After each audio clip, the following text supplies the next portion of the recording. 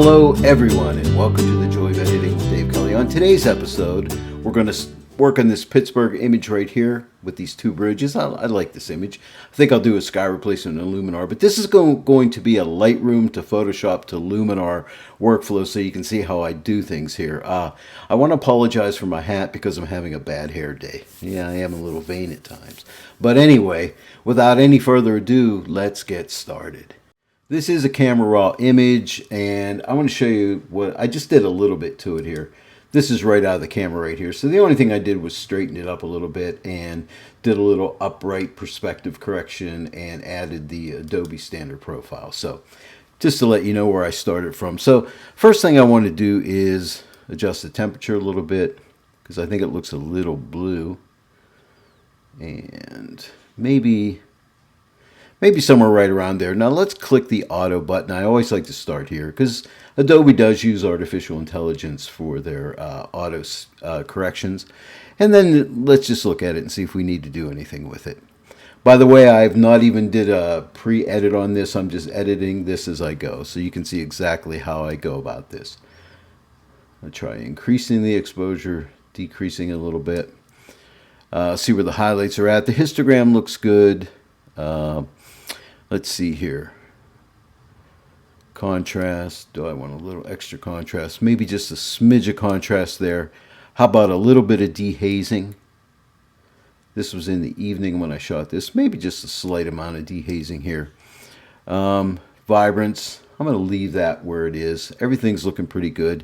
Detail. I'm not going to touch the detail. I'm leaving the default 25 that Lightroom gives me. No noise reduction because I'm going to use Topaz to do noise reduction and sharpening. And lens corrections, I'm going to click on remove chromatic aberration and enable profile corrections here. And that's looking pretty good. And I think that's a good starting point here. I think I'm going to replace this sky because I really don't like it. So all I do next is right click and edit in Photoshop 2020. And that'll launch Photoshop.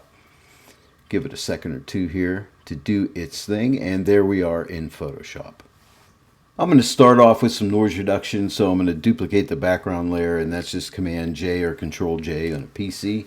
I'm going to go to Filter and Topaz Labs. And I'm going to do Denoise AI.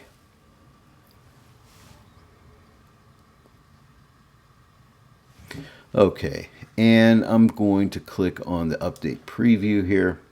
A lot of times this just works out right out of the camera, or right into denoise, I should say. And let's click on the split screen here so we can see.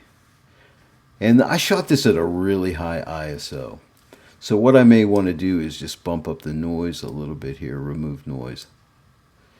And click auto update. And that looks better, and it enhances the sharpness a little bit. So there's the before and the after, and I think that looks pretty good. Cleaned it up really nice. Maybe I'll bump up the enhanced sharpness just a little bit here and see what I get. Update the preview. This uses artificial intelligence, so it can be a little slow at times. So let me just go ahead and click apply. I may end up speeding this up so you don't have to wait for this, but it generally, right now you're seeing it in real time, so.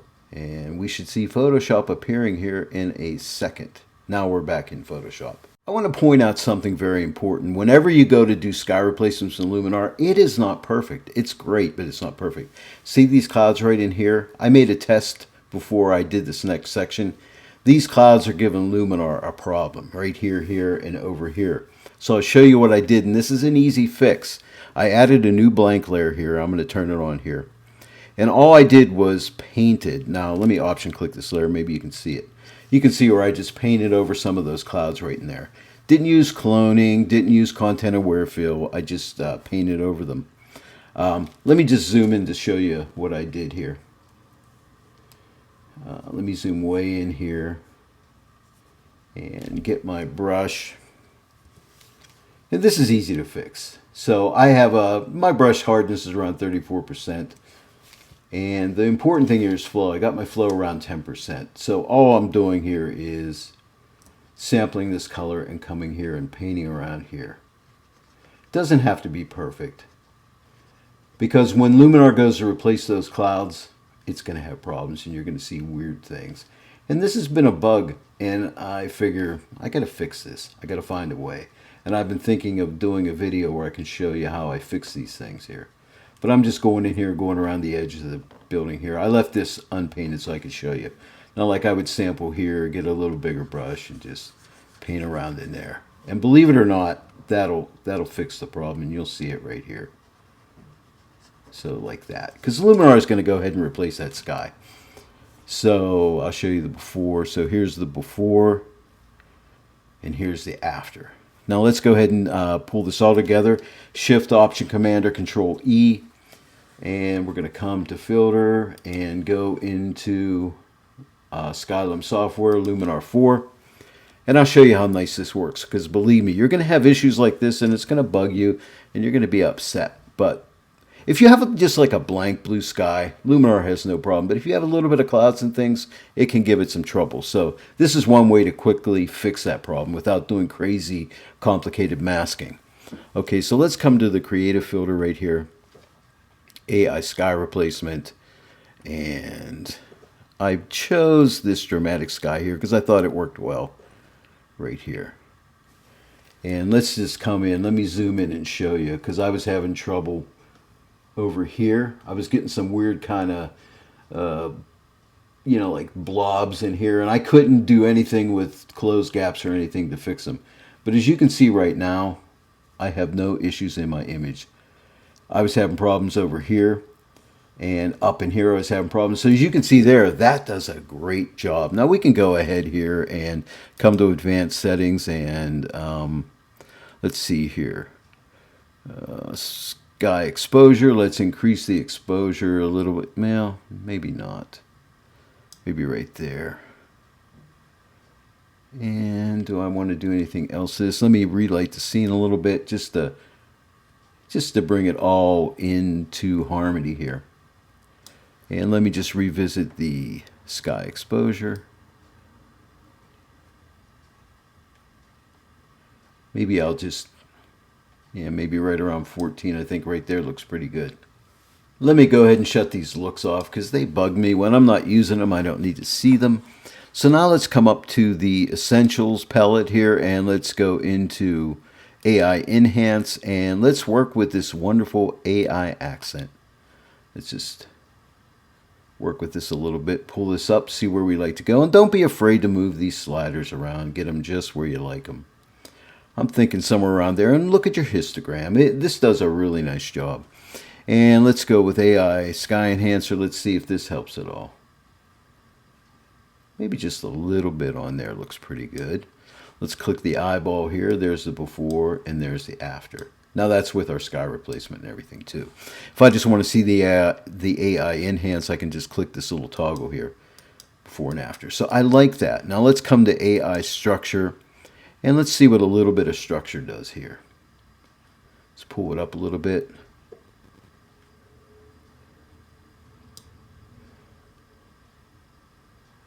Right around there. I don't think I like it in the water so much. Okay, so I think I'll remove it from there. So let's click on Edit Mask. And let's get a gradient mask. And let's click and drag. Like maybe up into maybe about here. Okay, and this is doing the opposite of what I want. So you see the white here, that's putting the structure in the water. So let me right click this mask and click invert, and now it's going to put it there. I don't mind that little bit in the sky. I think that looks okay, but I just wanted to get some of that off the water right there, and I think we're good. And by the way, just if you need to straighten this out, if you come out to the right or left side here, gives you a little more accuracy when you're adjusting and straightening things. Because if you're in here, it gets a little hard to adjust that. But this gives you more accurate adjustments out here. So I think right there looks good. Now let's toggle the AI structure. So here's the before, and here's the after. Just waiting for it. It's a little sluggish, I got to be honest. I hope Luminar fixes some of these problems up, because I have 34 gigs of RAM, and I'm also running, it's a newer iMac, a 2019 model i9 processor, so it's pretty quick. I'm going to probably upgrade my RAM to about 64, and hopefully that'll help out. But also remember, I'm using editing software to the ScreenFlow software to record my screen. So that's eating up my processor power as well. So that's slowing it up a bit too. Next, I want to play a little bit with the color toning. So let's come to the creative palette and let's go to color styles LUT. I really love these LUTs. They're really nice for doing a little bit of color grading on your image. Let's go to choose LUT. Now, looking over these, I played around with this before I recorded this section, and I was looking at Long Beach. I thought that looked nice. And notice these are set up into categories like cinematic toning, creative, and cross-processing. So Long Beach I thought looked good, and you can, when you just hover over these names, you'll see the change take effect, which is really nice for getting an idea. That Santa Barbara's not bad either. But I think I finally decided on Kodachrome 3. It gave it a little bit of a punch. So let's click on Kodachrome 3. What's it say here? Kodak Chrome 3. Kodachrome 3, I will call it. Anyway, so the amount is at 30. That's the default. Let's take it up a little bit and see if we like that a little better. I kind of like that. I may just pull the contrast back a little bit. And I like that we have these different sliders in here. And then we could play with the saturation. Do we want to give it a little bit more saturation? Yeah, maybe just a slight bit of saturation looks pretty good right there. Now let's just study the image and see what it needs. This building's a little dark here. This was an evening shot, by the way. And it was starting to go into the dark time of the day. Which is normally known as night. Okay, so anyway, so let's come now to the Essentials palette, and let's go to Light. And how about a little bit of Smart Contrast? I love this Smart Contrast. It's really nice. It's very, very smart in adding contrast. So a little extra contrast. Start out there. Let's take our shadows and open those shadows up, because I said that looked a little dark. So let me open up the shadows a little bit. Maybe a decent amount here. Something right around there I think is looking pretty good. And maybe pull my highlights back a little bit, because I don't want these guys to get too strong, these highlights in here. Again, it is an evening shot. And a nice brooding sky thanks to sky replacement. And let's try the exposure. Do I want to increase that exposure a little bit? And I mean a little bit if I decide to increase it any, because I don't want to take away from the mood of this image right here. And what if I were to maybe take the temperature and maybe warm it just a little bit? I'm just waiting for it to render there. I like that. I think that looks pretty good. I think I'm going to settle on that right there. Next, I think I'd like to darken up the foreground here a little bit just to close this image off, and maybe darken up the sky a little bit. So let's go ahead to the layers here and click the plus and do a new adjustment layer. I'm going to do that technique I've been showing you how I do, and that is to come to the Essentials and take the exposure and pull the exposure back, not worrying about the entire image, but I'm just going to apply it to the bottom and top. All right, so let's go ahead and edit the mask, get a gradient mask, and I'm going to click and drag to draw the gradient. Okay, so again, I'm darkening off the bottom here. I'm going to pull it up into here, because I don't want your eye going on that water too much. And maybe somewhere right around in here. And then let's come back and revisit the exposure here. Don't want to darken that up some more. Might be a little too dark. Just lighten it up a little more. I think I'll add a second one and darken the bottom a little bit more. And let's go ahead and come to layer. and add a new adjustment layer. Come back to the essentials, come back to the exposure, pull it back a little bit, go to edit mask, gradient mask, and this time I just want a small mask at the bottom, just to draw us into the image here. Okay, and I'm having trouble like adjusting this, so I'm going to take my cursor out around the edge here, and it makes it a little bit easier. Now I can come and move this up and down. I'm thinking maybe something like that. Now let's look at the exposure again. Do I want it darker? Yeah, I just want to draw you. I want to draw you into the buildings here. And I think that's not too bad right there.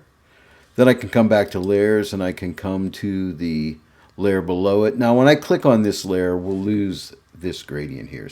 But I'm only looking at the brightness of this part right here. So let's come back to the essentials, and I might just lighten that one up a little bit. I think I went a little too dark. Now if we come back to layers and click on the adjustment layer 2, yeah, I think that looks pretty good. Now we need to do one more to close off the top. We're going to darken the top. So we're going to click the plus sign, add new adjustment layer, come back to essentials, take our exposure and move it to the left a little bit, just to darken it. And let's go back to edit mask one last time, gradient mask. Let's click and drag down. And Luminar is smart here, because what it does is if you click and drag down from the top, it puts the mask, the light portion of the mask at the top. If you pull up from the bottom, it puts the light portion at the bottom. So that's pretty cool and nice to know. And again, for better adjustment, come out to the edge here and just, you can straighten this up a little bit. And then, of course, you can adjust the graduation point, how this graduates off. I just want to close off the top a little bit, just to keep your image into the frame here. So let's revisit the exposure. So let's see how much we want. We don't want it to be overdone. I just want to darken that top just a little bit. And I think that looks pretty good. Let's click on the eyeball here just to see where we've come from. So here's where we started and here's where we're at now. Next, I want to see if I can pop a little bit of detail out in the buildings only, not the sky or the water. So to do that, we can stay on adjustment layer 3 and let's go to details enhancer. And here, I don't want to mess with my fine details, because that little bit of noise that was in the image that was left, because I shot this at a very high, so I don't want to bump that up. So I'm just going to take the large details and pull it up a decent amount. Maybe somewhere right around in there. And then maybe just the medium details, just a little bit, not too much. And let's click this toggle. Here's the before and here's the after. Now, I just want to paint this into the buildings. So let's go to edit mask and get a brush. And let's see, we want to paint in, so it's on plus. My size is at 100. I can readjust the size of that with the left and right bracket keys.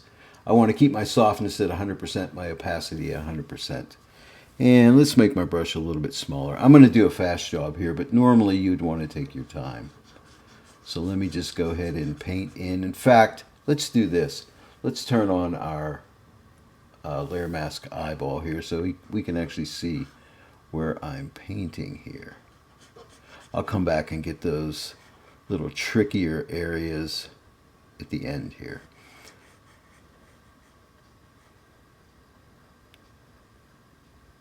It helps to put this layer mask on so you can actually see where you're actually painting. Now the feathering is going to help you out because it's going to blend out nicely. Even if you overshoot a little bit, it's not going to hurt a thing really. So you don't have to be too crazy here. Come up the building. Painting with red. Paint the town red.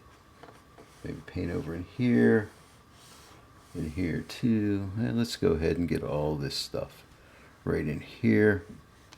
Make my brush smaller. I'm just using my left bracket key here and just gonna come up and paint in here. Again, I have 100% feathering on.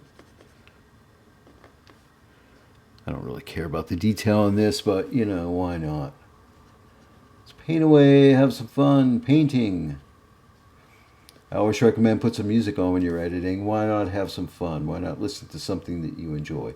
Or listen to a good book or something like that. A nice audio book. I love audio books. And something like so. Don't want to leave UPMC out here. We love UPMC. Okay. I missed a little bit right in here. And I missed a little bit right there. Oh, I missed a bunch right here on the EQT, whatever that is. If you know what EQT is, let me know. I'm not sure what that is. What business that is. Equitable something, maybe. I don't know. Something like that. Whoops, don't want to leave these windows out here. This is where the overlay helps, the mask overlay, so you can really see if you're missing anything. Okay, I said I wasn't going to get critical, but I did. Now let's shut off the eyeball so there we can see it. Now let's click on the toggle here so we can see the before and the after. Wait for it. Okay, so there's the before and there's the after. This is where Luminar starts getting a little bit sluggish, but I think that looks really good. That added detail really helps. I don't know if you can see it, but it really does pop these buildings out here, so that was a good move. Next, I think there's a little bit of object removal I want to get rid of. I think this is a boat here. There's a little boat here. This boat, I don't mind it. This little duck here, I think I want him to go away. And so after I'm done with my detail enhancement layer mask brushing, click done. And now let's go to the to the canvas here and click on erase. Okay, and it has to prepare the canvas here. It takes a few seconds here to do that. And we'll just wait. We're waiting. Because I think it has to render this out for this to happen. Okay, so now let's get our little duck first. And I'm going to click erase and see what it does. He's gone. That looks pretty good right there. Now this little boat right in here, and they let you adjust the size, but they don't let you adjust the feathering, so we have to stick with what they give us. Let me take two out at once this time. This guy, I'm going to make my brush a little bit smaller. Not as small as I can make it. Right there, and let's click erase and let Luminar do its magic. Okay, so let's go ahead and click done. I think that's acceptable. I could spend some time and make that just look perfect, but I think it looks believable, and I'm happy with it. And now let's go back to our layers, and you can see here's our erased image layer. I'm sure there's a lot more we could do with this image, but I think for now, I think we're done, and we can do some dodging, burning, things like that. But I think at this point, this is a good place to stop. So if we're happy with everything, we can go ahead and save this out into Lightroom by clicking on Apply. But before I do that, let's click on this really cool split screen view here and take a look at where we've come from. So there's the original, and that's what we've come to. And that's a pretty dramatic result, and I'm really happy with this image. I love that sky replacement there. So if we're happy with it, let's go ahead and click Apply. And that'll go ahead and bake all these adjustments in, and that'll take us back into Photoshop.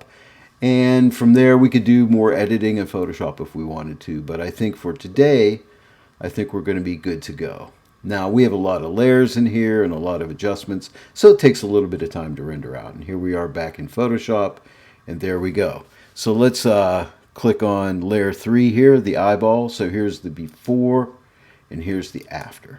And if I hold the Option key down, or the Alt key, and click the background layer, there's the original raw image right there, and here's the after.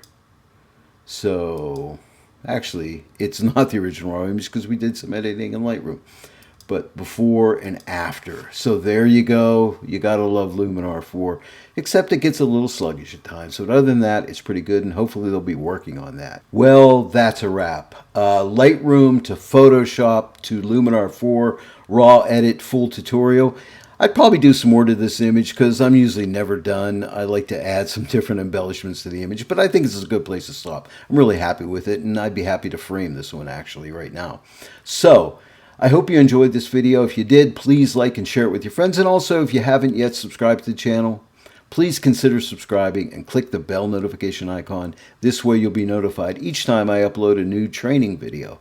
I really appreciate each and every one of my viewers, and please also leave comments and questions in the comment section below, and I will get back to you. I answer all of my comments and questions. I really appreciate you, as I just said.